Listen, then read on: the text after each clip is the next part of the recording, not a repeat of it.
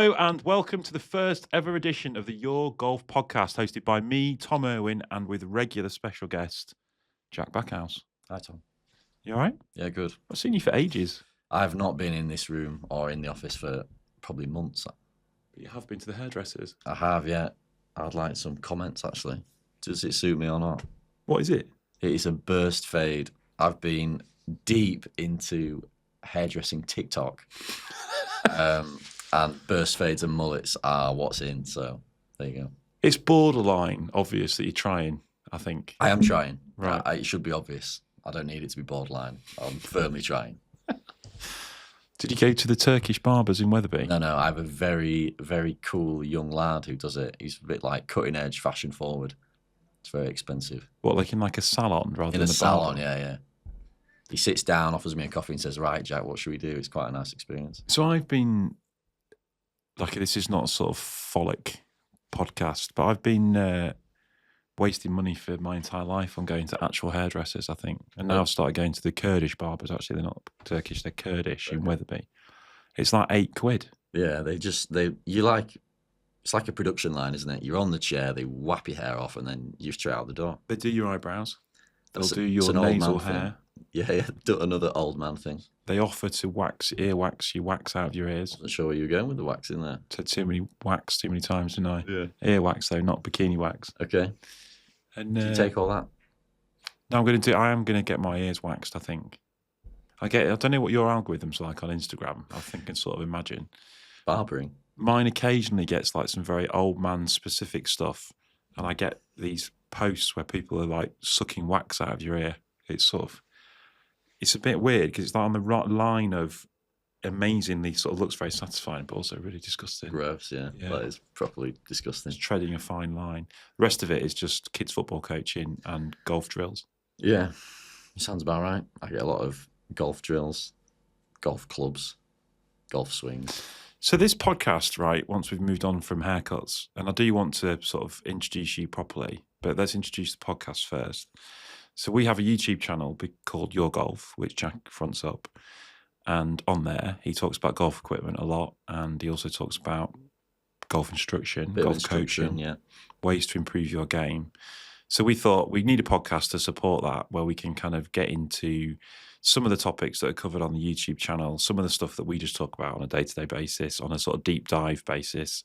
Podcasts are the sort of the last bastion of long form content where we feel that there's space for us to sort of dribble on about stuff in detail, and talk about things that are close to our heart. So the type of stuff we're going to talk about, I think, will be kind of feature-y content where we talk about golf equipment that we like, golf equipment trends, golf equipment tech, whether it's the real deal or not. Talk a lot about instruction, things that we're working on, the things that you can work on to improve your game. Try and make it seasonal, try and make it relevant, and hopefully you enjoy some of the content we produce. You need to, I think, introduce yourself and what's the word? Tell us your creds. Creds. Make it like an interview, really. So I am obviously a PGA pro. Obviously, yeah. Yeah. Why is that obvious? Don't know. It's not obvious then. I don't think it is obvious. So I'm a PGA pro. I've been a PGA pro since I was 18, where I did my PGA at Woodley, which is where I met you. You did do that, yeah. You're very well thought of, weren't you? Very sad to leave. So fastidious, so caring. That was nice back then. You were, yeah. What's up? Well, I think that was a John Green influence. So I think he was a good boss. So he's an amazing man, isn't he? Yeah, he is. Yeah, he's still there, you know. I've heard he's still kicking about the office, isn't he? The strangest retirement in history, where he's now sort of doing retirement. He's doing a full-time job, because before he was doing like a full-time job and a half. Yeah, he's gone from working 100 hours a week to 40, and I spoke to him about that, and he said he feels like he's part-time now. But it is strange, I think, with businesses that are golf club sized. Like if I want something from the golf club, I still just ring John Green. Well, I think if he retired and left, moved abroad, I think you still ring John Green. Just out of habit. I tell you what he's doing. He's doing some travel bits for us. I heard that he got food poisoning. Did he? I heard he went on a trip and on day one got food poisoning. Oh, right. So I haven't heard that. Yeah. That's breaking news. That's breaking news. Gillen told me that. Oh, right. So, but Gillen also says he enjoyed the other one that he did, so fair enough.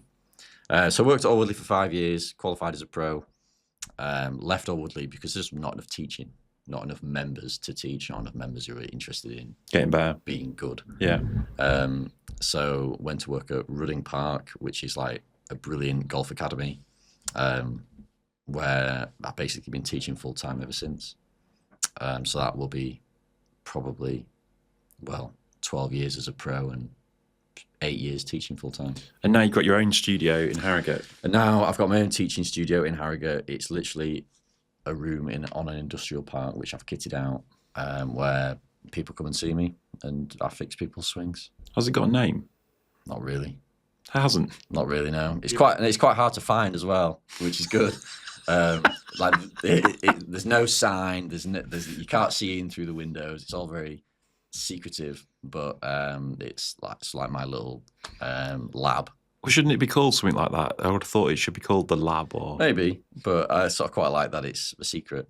And based on this awkward thing where when people come for the first lesson who don't know me, they never can find it. Mm-hmm. So they turn up 5 minutes late, and I'm sat in the studio. The people are ringing me, and I have to go find them somewhere because they're lost, because it's not particularly obvious. So it's like some sort of trendy restaurant in New York where you sort of have to. You got to know My 3 words to find it. Yeah, exactly. Yeah, maybe I should do it. What 3 words? Yeah, that'd be a good idea.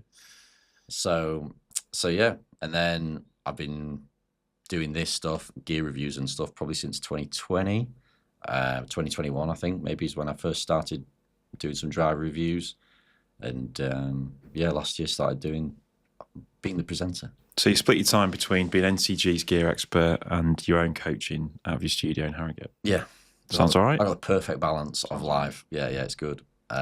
Full time on the range at Rudding almost killed me because it's like too much golf almost. Mm-hmm. But having the right balance between the gear and the teaching is just like a golfer's dream, I think. And what do you get through your door in terms of profile of person? Well, good question. Literally anybody. So the other day I was teaching a 6-year-old girl beginner, which was cool. And then there's some really good players that turn up who are like +2, +3, young lads, up to 80+ old guys who just want to hit a few balls, hit it 5 yards further, and have a chat. Mm-hmm. So NCG's Dan Murphy is a customer. NCG's the top 100's chairman. Is we're working extremely hard on his chipping. His long game has been unbelievable this year, I think. And he comes in for a lesson, we talk for 20 minutes and have a little cry about how many doubles he's had because he shanks a chip. And then we work on it and he leaves a happier man, so it's pretty good. I'm ever hopeful. I think he's going to get to scratch in the next couple of rounds, right? Which will be really massive. And are you saying that you're sort of an elite coach then, or are you kind of? I wouldn't say I'm an elite coach. I teach a lot of good players, and I teach a lot of really good juniors. Mm-hmm. But I think it's more. I don't know. I'm sort of fairly no nonsense. Like I sort of say what I say and mean what I say, and you either like it or you don't. So. You are a bit like that, yeah. Some people love it, and other people I fall out with, and they never come back. So it's a good mix of. It's the worst advert in history. Yeah, but that's it works for me, and people get better, so it's good. Fair enough. What's it like at this time of year? So you're indoors. Are you busier than normal? Or? Well, yeah. So when I moved indoors, the demand. Well, I moved off a golf course. Indoors, so weather's obviously no longer a factor, and because I'm now in the centre of town, I'm really busy. So I teach on an evening till 9 p.m. a couple of times a week, where I just get young people coming after work.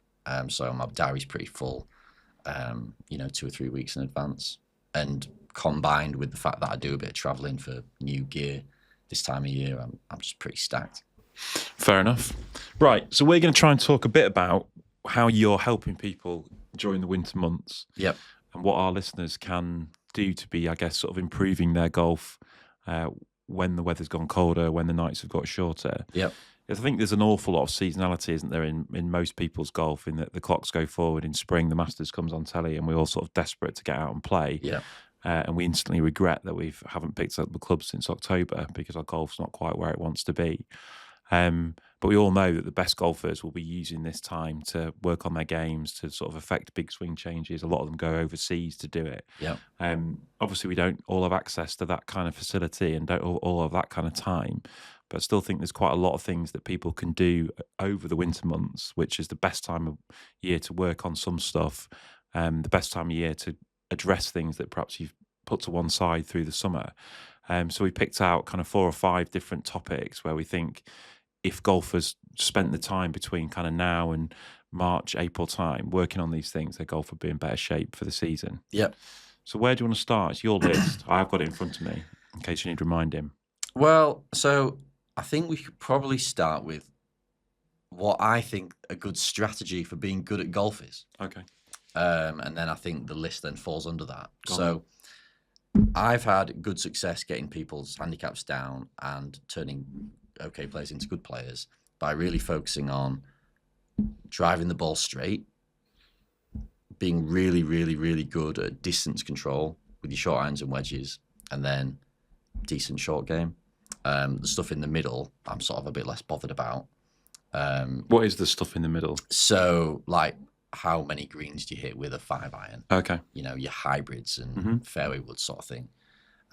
So, like, my first priority for someone trying to get better at golf is to drive the ball well. And how I see that is reducing the amount of curve on their drives.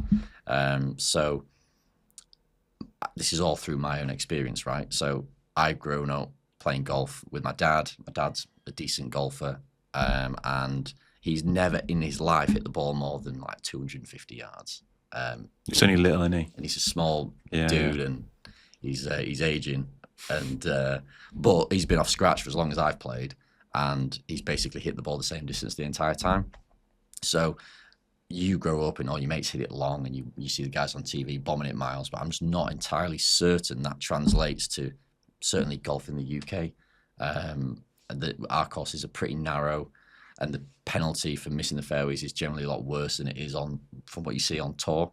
So trying to drive the ball as straight as possible is like a big priority for me. So that might be having a driver that's fit properly, or maybe you need to do some work on your swing to have a somewhat neutral delivery so that you can predict where the ball's going to go. So what I actually wrote down for this was reducing curve. Yeah. But what you're really saying is sort of driving the ball straighter. Straight, yeah. So I think those two things go hand in hand. I think when people curve it loads, they can hit it fairly sideways. So what is the key thing, do you think? What if you're trying to get someone to drive the ball straighter, what are the key factors in that? So generally I spend loads of time trying to like marry up a neutral club path with a pretty sort of level to slightly up angle of attack. I think when people swing it in the direction they're trying to hit it, they generally do a better job of hitting it straight, where when you have sort of the more offline your path is, the more you're going to curve it, the more you have to start it offline, and actually effectively the more narrow the hole becomes. So trying to get your path as straight as possible is a good idea. So if someone came into you with like a -5, -6 path with driver, you'd be trying to move that towards 0. Yeah, definitely. So, and the other thing as well is that, like, if you as your impact becomes more square, you hit the ball a bit further anyway, better energy transfer, so better ball speed. Yeah. So that is like an added bonus. But I'm generally trying to keep people sort of under 3. I was going to say, what is your tolerance? Yeah, 3. I think if you're 3 inside or 3 outside, you're hitting a bit of, you're hitting some shape, so you can predict it, but it's never going to be that offline, so that you're going to start like massively curving the ball into the trees or whatever. And would that number be relative to speed? As in, if you're swinging it slower, could you get away with more? You probably could, but then I think because the ball isn't going to curve as much, that then affects how you're going to aim. So you could have a -5 or a -10, and if you swing slow, you're not going to curve it loads, but you do have to then start aiming weird. Yeah. So you probably, I do generally just like to try and get people to 3 or lower. So I think that's interesting. I think it's quite good that you can put a metric on it and say, right, the aim is to try and get this number down to I think that's I guess mo- it'd be more than -3, wouldn't it? Not less than -3. Yeah. Dunno, you know what I mean? Close to 0. Yeah. So if you presumably teach a lot of Old Woodley members, to just put this into sort of context, and the kind of classic Old Woodley swing is a big sort of into-out loop, isn't it? With Yeah. like, and I'd imagine on a TrackMan is like +8 with a shut face, because most of the holes are sort of right to left. Yeah, so yeah, you're yeah. desperate for the ball, see the ball starting right all the time. Yeah. So if you've got someone in that scenario and your first job is to try and move that +8 to something inside +3, how painful is that for people? Because presumably for a long time, they're either going to see the ball going further right or Yeah. a lot further left. Yeah. It really varies from person to person. It's a rubbish answer to that. But some people are desperate to see the ball go a bit straighter, so they can lean into a change quite quickly and they love it.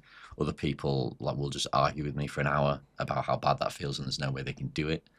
But that's just the golf swing, right? It's quite hard to change, and certainly if you've never had a lesson or you sort of haven't done much and you've never really tried to change your swing or work on your game in that way, change can be quite hard, and like to move your path a couple of degrees can feel like swinging left-handed, can't it? Yeah. Sometimes.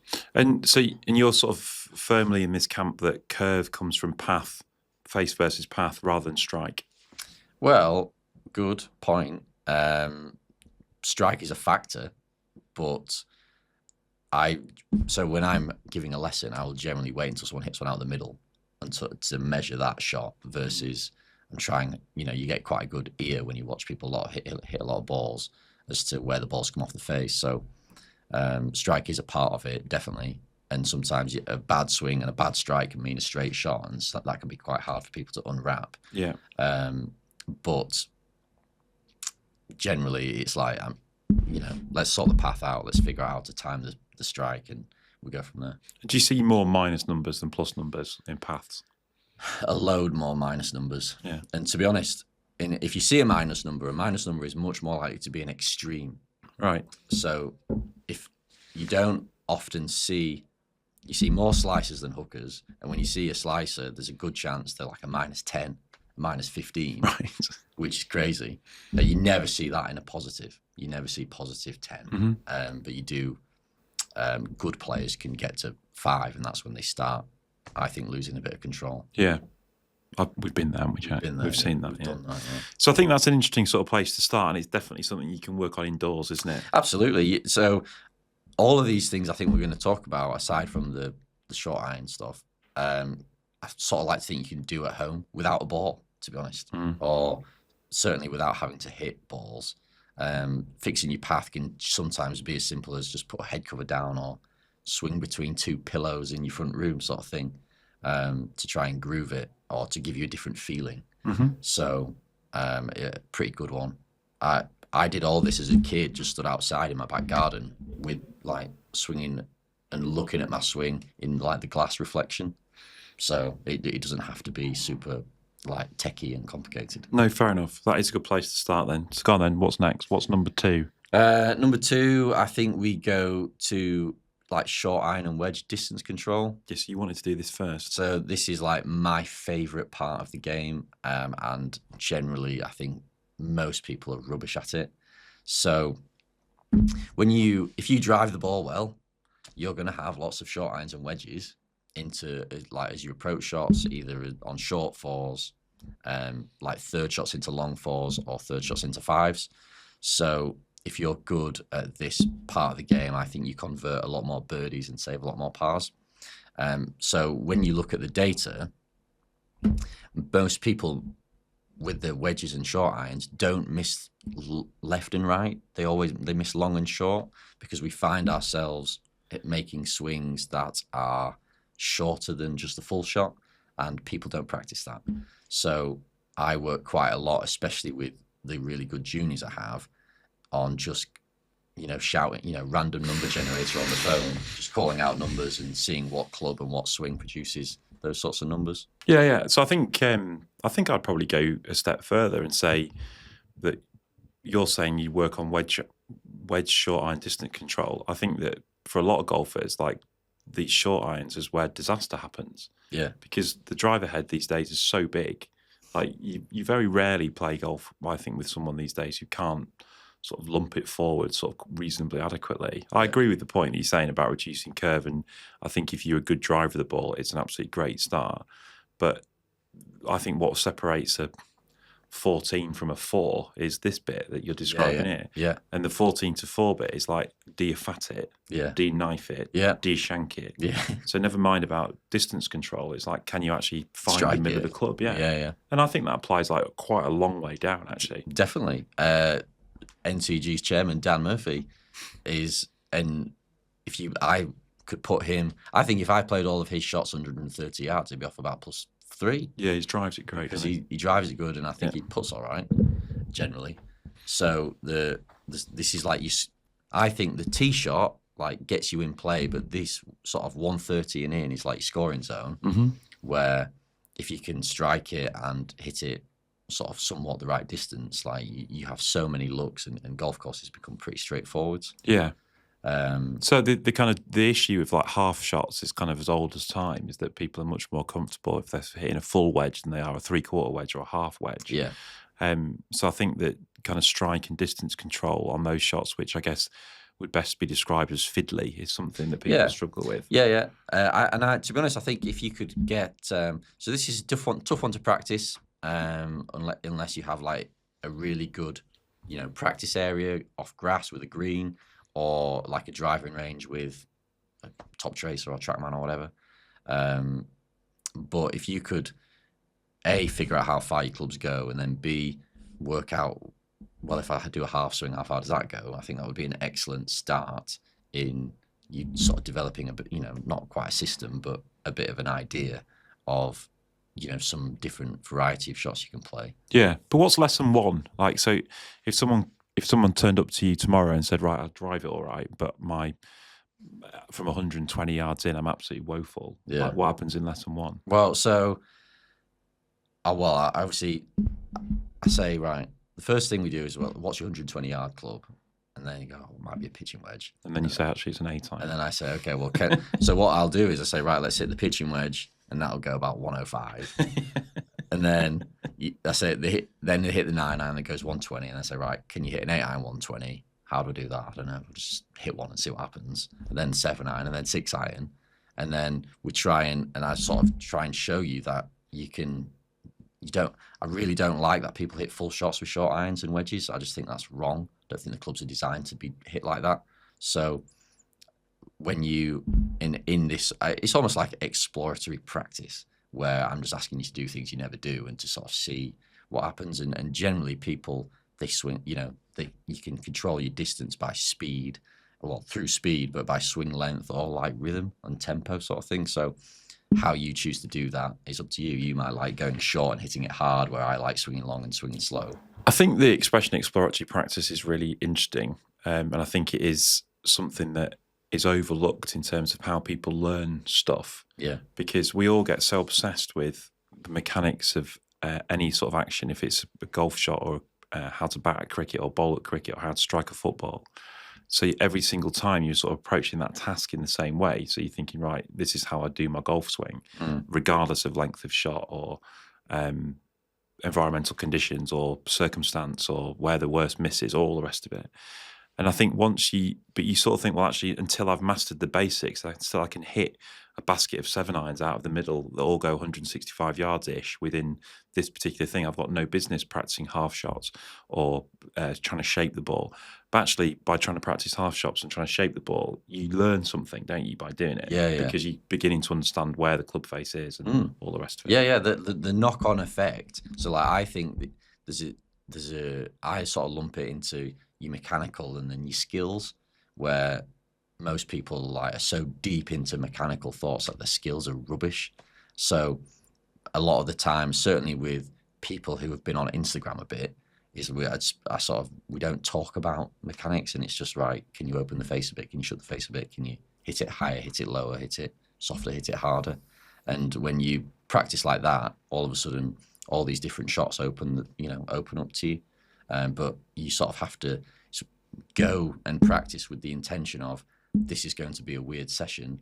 I'm not going to look at my swing this time, and I'm just going to see if I can hit some different shots. Yeah. And sort of accept that generally you're going to be pretty bad at it if you've never done it before.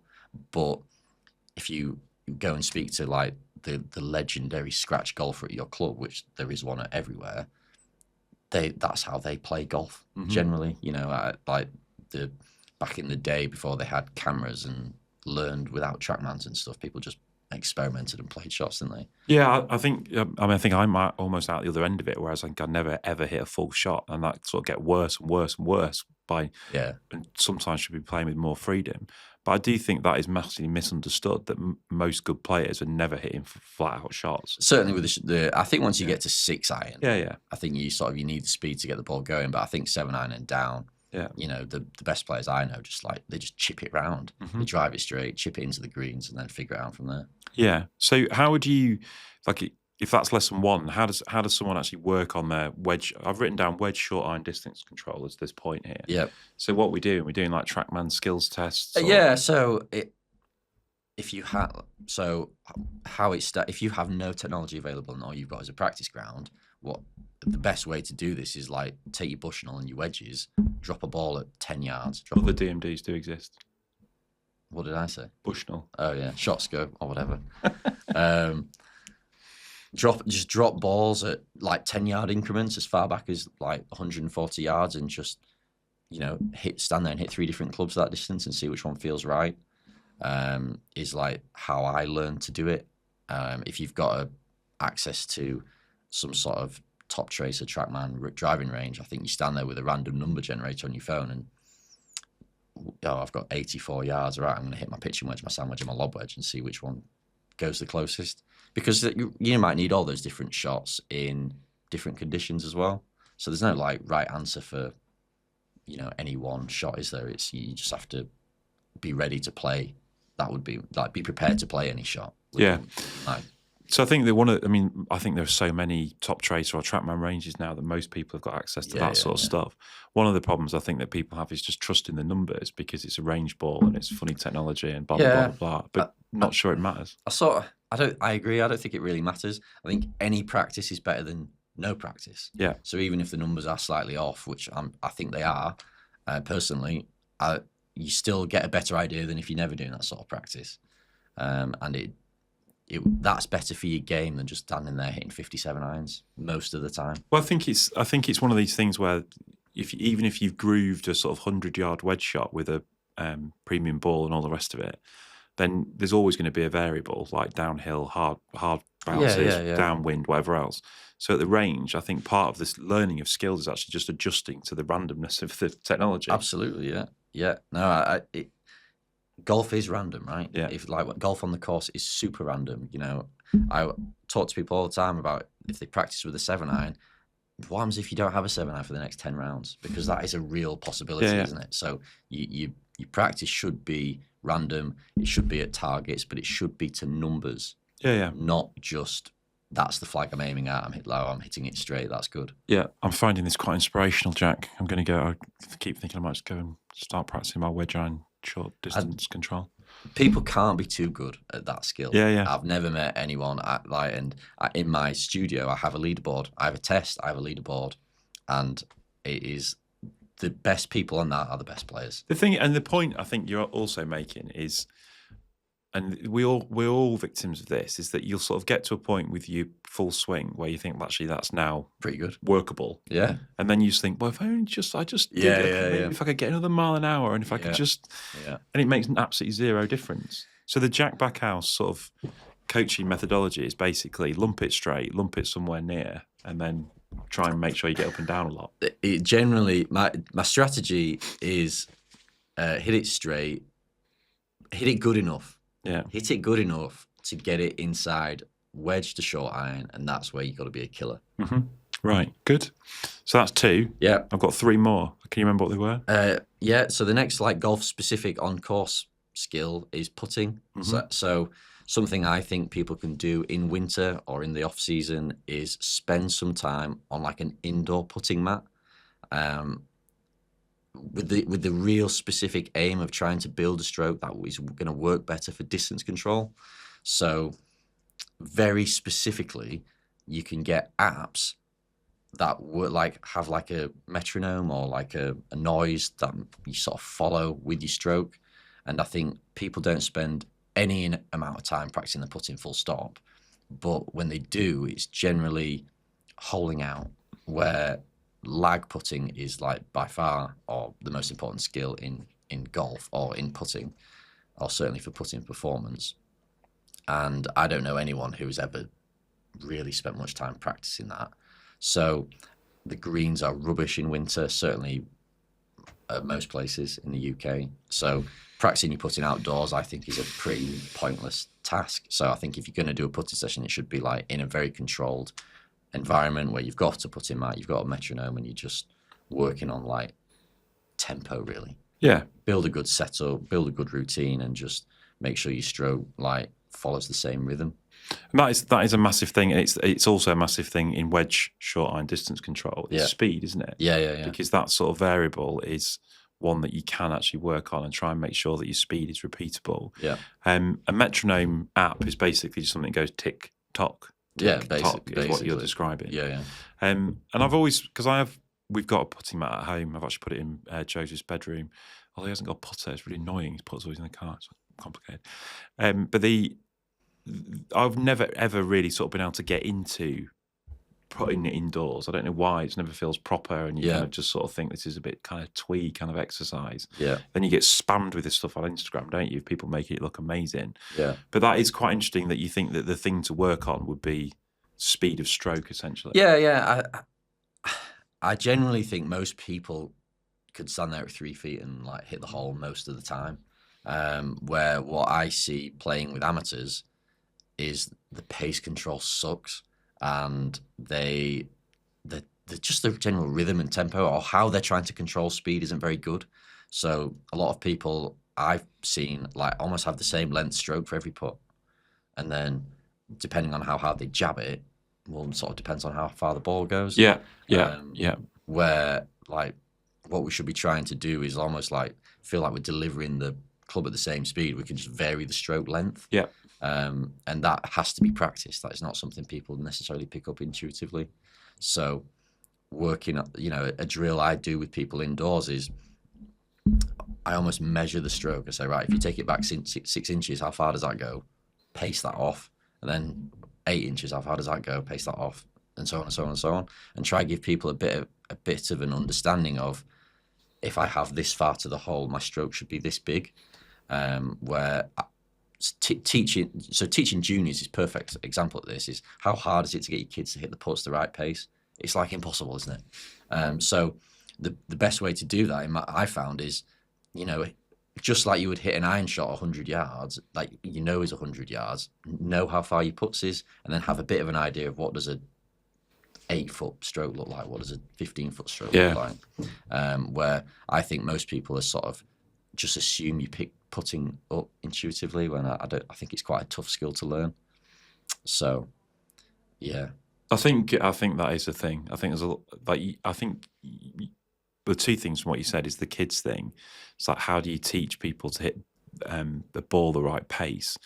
And I think a lot of people say, oh yeah, kids are always amazing putters, by which I think they mean occasionally they ram one in because they no fear. Yeah. But I don't think that's true. I think it is something that you have to learn.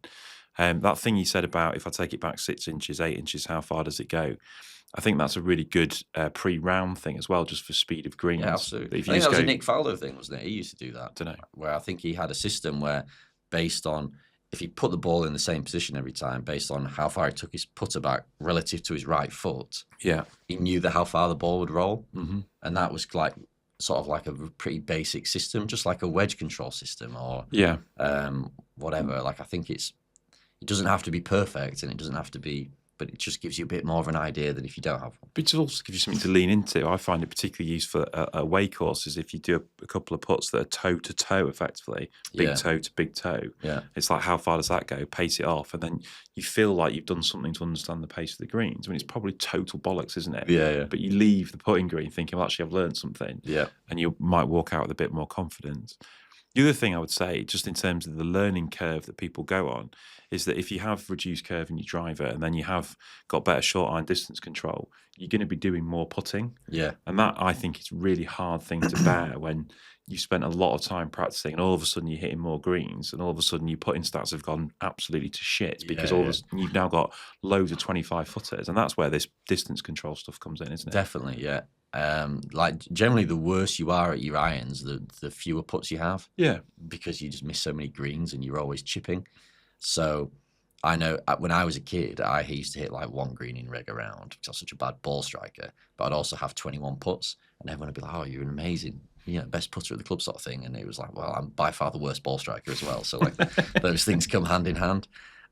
So you're right. Like you are going to have more putts, but also more long putts. Yeah. So like your focus really needs to be on that pace control. It's a horrible mountain to climb, I always think, whenever I'm on a sort of path of trying to improve at golf and you think, oh, yes, I'm striking it better, I'm hitting more greens. You're like, fuck's sake, and now I've had 42 putts. I think it's really obvious when we go play in America and like the courses are a bit wider, the greens are massive. So like you can quite often, we go to Florida in January and you hit 16 greens, but you shoot 9 over. Yeah. It's because the greens are massive and you just don't get that many 50 footers. The greens are massive. They're stimping at 11. They've got massive slopes on. It's like, why have I had so many putts? Yeah. That's a good one, I think. So working on your putting indoors, we can all do that. So your other two are sort of less to do with like actually hitting a golf ball. Yeah, so a bit like off course, off golf stuff. So like a big one for me, I think, is like get fitter. So by that, I don't necessarily mean get on the jabs, lose loads of weight. What I mean is, I think that starts with like, do you have any injuries? Can you address some of the niggles you've been playing with all summer that might be affecting your golf? Is there any way that we can pick up some speed through being a bit more flexible, being a bit stronger, doing any kind of training?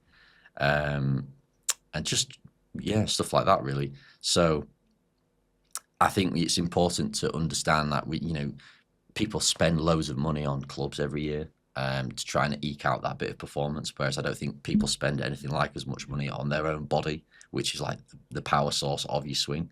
So I think people should invest a little bit more in speaking to some kind of expert, whether that's food or PT or whatever, or physio, to try and sort the bodies out a bit. And I'm not even sure you have to do that nowadays. There's ChatGPT for a start.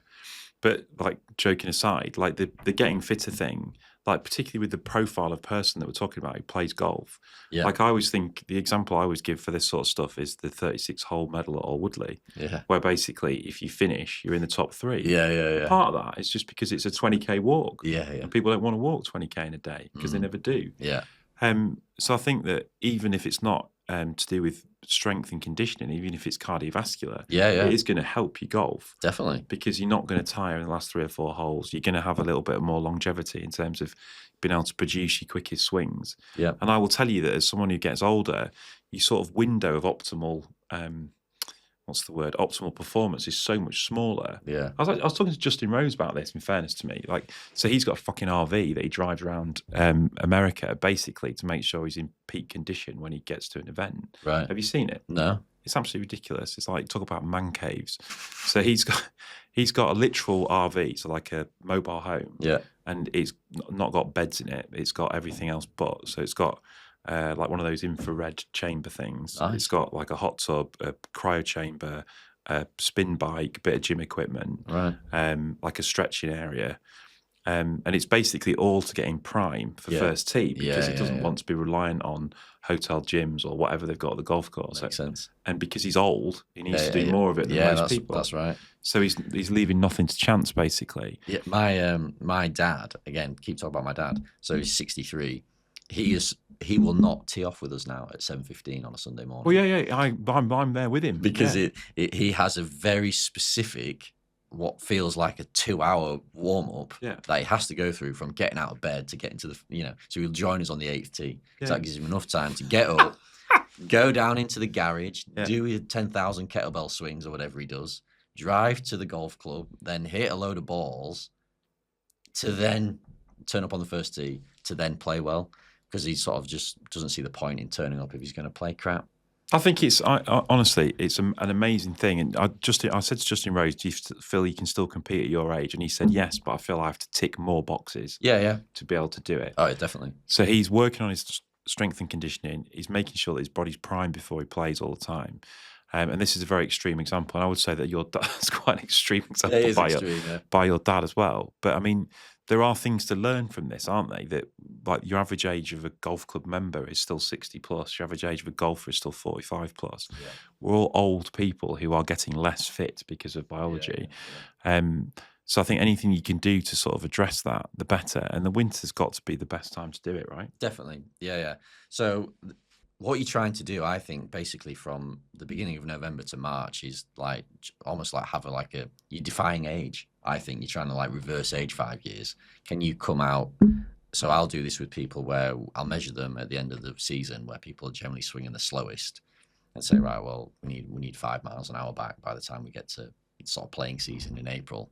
And that comes from what you're doing off the course, not necessarily what you're doing on it. And there isn't time to do it in the summer.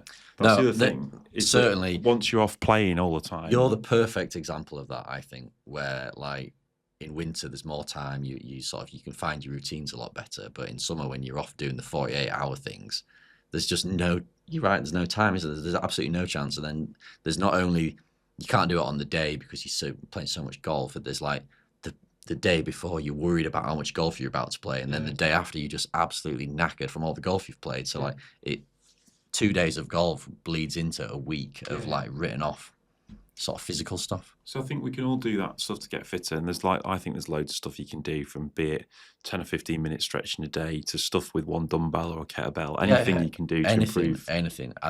It really is. I think you could, the smallest amount of effort in this area can make an enormous difference. Yeah. So I think that's a good one. And I think people are scared of it as well. Like people just like and again, particularly amongst people of my age and older, the gym is something sort of like alien to loads of people. Yeah. Nowadays, it's like just what you do, isn't it? Yeah, like it's just part of life. Part of life for young people. But for older people, I think it's still something that is like what professional athletes do.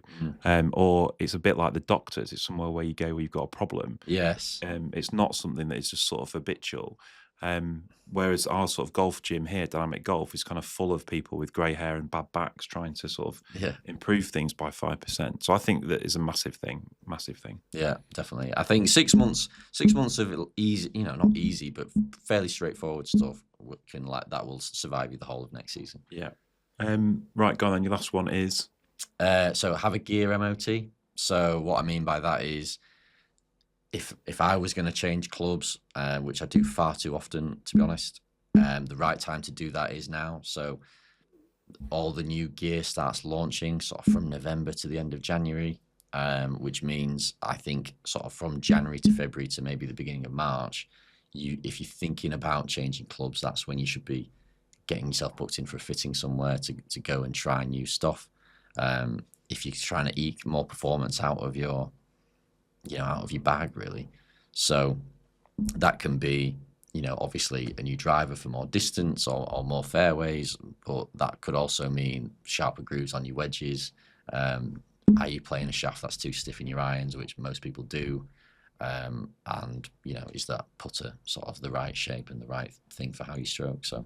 Yeah. So I think it's worth saying that you don't have to overhaul your entire bag. No. Like we are in this sort of privileged position where the new season brings an entire new set of golf gear, because that's just what happens every 6 weeks. But most people are changing their clubs on a more like a three yearly cycle, I think, is the average. Yeah. But I think the point that we're making is that if you're going to change your gear, do it in the off season. Definitely, yeah. First off, you're going to get most value out of it. It's the same as like buying your kids new shoes. You're not going to do it at the end of a school year. You're going to do it at the start of a new one to get the most value out of those shoes. Yeah. And there are like little tweaks you can make. Like I think that when I hear the word MOT, sort of assessing what you've got, and my own particular bag at the moment is definitely missing some loft at the top end. Okay. So I've got like a driver, and then I've got a relatively strong 3-wood, and I've got this 2-iron that goes about the same height as this desk off the ground. And I've got nothing that in the sort of 5-wood, 7-wood sort of category. And everyone's got one of those these days. Yeah. So I'm definitely going to be in the market for a bit more loft at the top end of my golf bag this winter, to see if I can kind of get something that's stopping a bit quicker into greens. So I think that looking at like how the makeup of your bag as well, because so many people just instantly reach for 3 wedges, Yeah. 9 to 2 iron, and then whatever else at the top, don't they? Whereas there's loads of different ways to do it. Yeah. I think,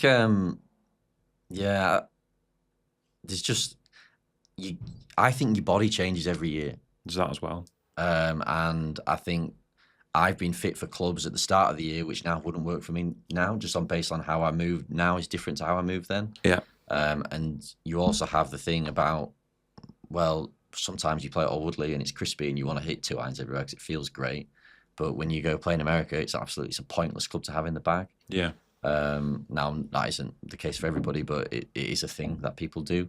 So I do think that even if it's just going and just, your local pro, hitting some balls with your driver and the launch monitor and having them adjust the settings, that can be like more than enough to help you play better, hit more fairways and score lower. Yeah. Like you don't have to spend loads of money on this. It can be something, get your irons re-gripped, because all of that is like a little percent towards the sort of big picture. Yeah, 100%.